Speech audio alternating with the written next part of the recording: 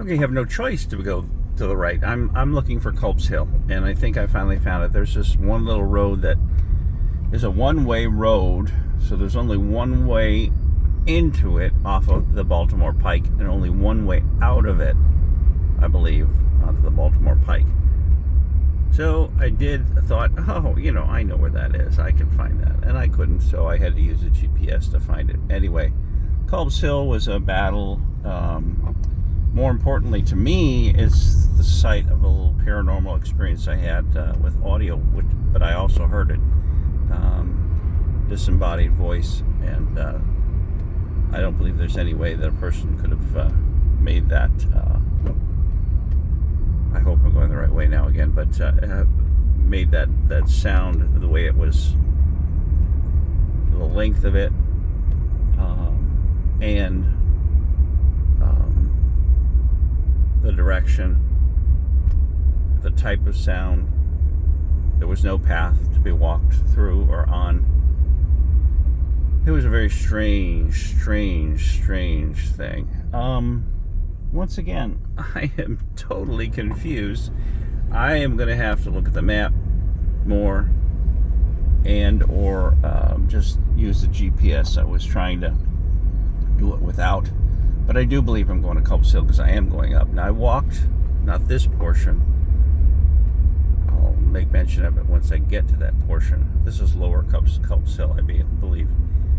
I walked it at night when it was dark because, again, I didn't want to be disrespectful. It's only sunrise to sunset. And I didn't want to bring the car in here, draw attention, or be disrespectful, like I said. So 9 or 10 o'clock at night, it was dark.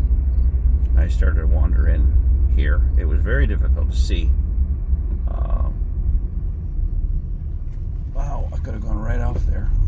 Very difficult to see because it was so dark in here. I was actually looking up at the sky to see like tops of trees to know that I was still on the road, or know that I was in the middle of the road, so to speak. Again, there were no cars.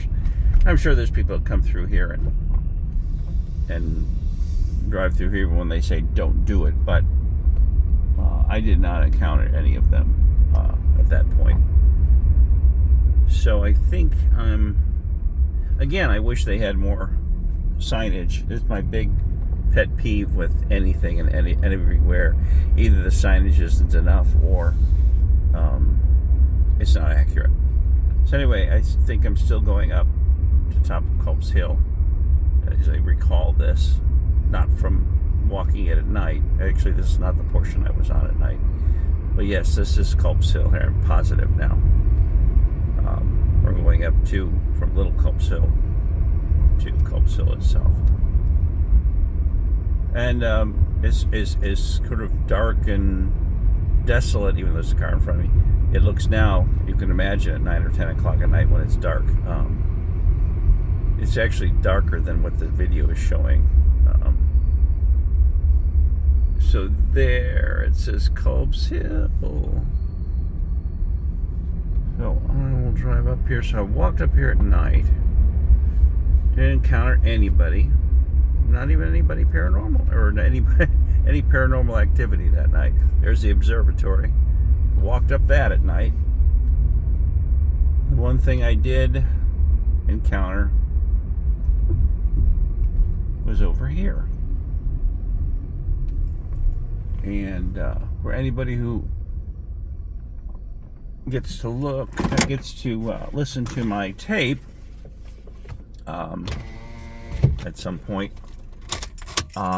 they can also look at this video, because I am going to go and walk to the area that don't want that, where I heard that whole thing go down. And there are no cars here right now, so again, I'm sorry about the hands and fingers getting out of the car. These are so professional, aren't they, these videos? I'm gonna go over here and walk down there. There is a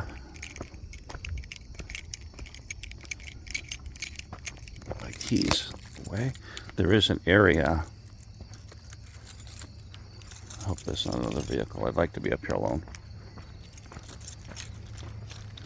Yeah, this is another vehicle. I'm going to walk down this path here, and this is, down here is where I heard the voice, which couldn't be. There's no path through here other than what I'm walking on.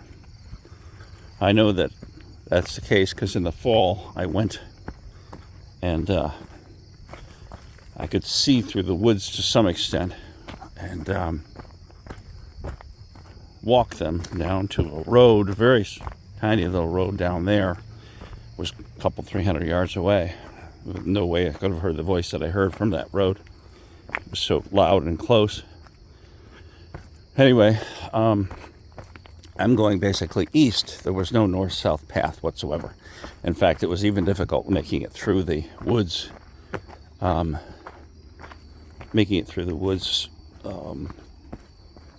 In the fall when I could see. And this, when I did hear the disembodied voice, it was not the fall. It was the summertime. This is difficult. I don't want to slip and fall here because it is muddy. And I guess that's why you don't get that many people coming down here, because it's not the easiest route. And I don't know what it looked in the video because I'm just watching where I'm walking. I think this is where a major general, or major was killed. And I think there's, almost slipped and fell. I think there's just a few more. I don't know how far this path goes down until it ends. But like I say, when I was here, facing this direction, which is east, I heard a voice, somebody yelling the same word over and over, and I thought it was doctor. And I'm trying to remember if this is exactly where I was. I'm going to go down here a little bit more. But there's no way that they could have been walking down there. There's no path. But they went from my left to my right, so from the north to the south. And they got louder and louder. And as they went from north to south. Oh, I think it's right here. Yeah. Yeah, this is the monument here. I was up here. And as you can see, the woods are dense. And I found that out even in the fall, trying to get through them, going down the hill. So I believe I was here. And this is, I don't know what that is. Left, I don't know if that's I don't know what it is, 88, 66, I don't know. But if you can see down there, there's just no way that somebody would be walking and yelling and didn't make any sounds of moving leaves or branches or anything like that. I'm going to try to, nope. Oops. Maybe a little bit more. Let's go. So, the voice was very clear at one point. Very distinct. And like I say, as it moved from my left to right, as I'm looking down this way, which would be my left as I'm looking this way with the north, it moved from north to south. It got louder and louder and louder. And then once it passed me, basically, it would be straight in front of me. It got softer and softer and softer, but their inflection and what they called was the same thing. It was doctor, and then you hear a pause for like 10 seconds and you hear doctor, and it's the creepiest little tape. Now that I know that these woods are almost impenetrable, especially in the summertime, you can't, there is a road way back there, hundreds of yards back there, but it's just a tiny little road, and if they were walking in there, I wouldn't have heard them the way they did. It came loud and clear. It was tinny almost, and not muffled, If it was, I don't think you could yell the loudest could be, and I wouldn't have heard it. I don't believe, if they were on the road. So anyway, I'm going to go back up here. I don't know if this is a path up or not, but this is a path that goes west, not north or south. So I'm going to walk up here and see if this is an easier way to get down eventually.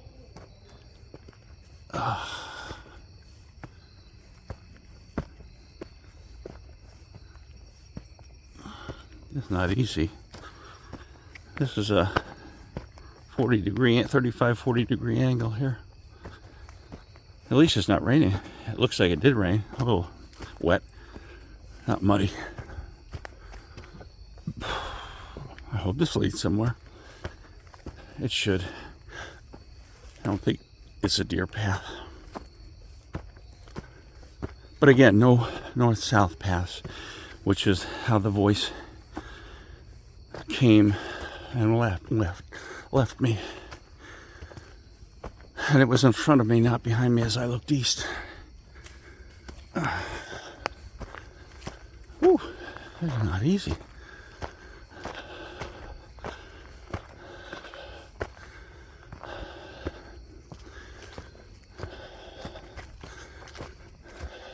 Oh yeah, back up to this monument.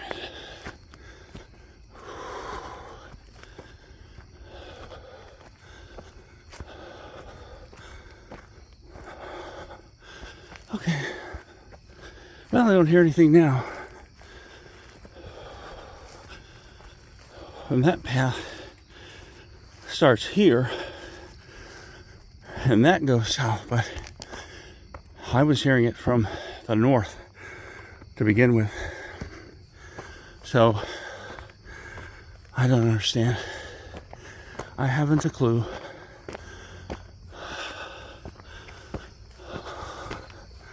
All right, there's the observatory.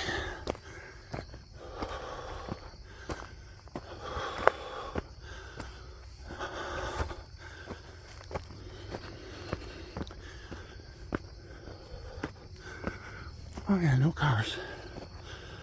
Oh, I should have brought my recorder, but it's back at the hotel.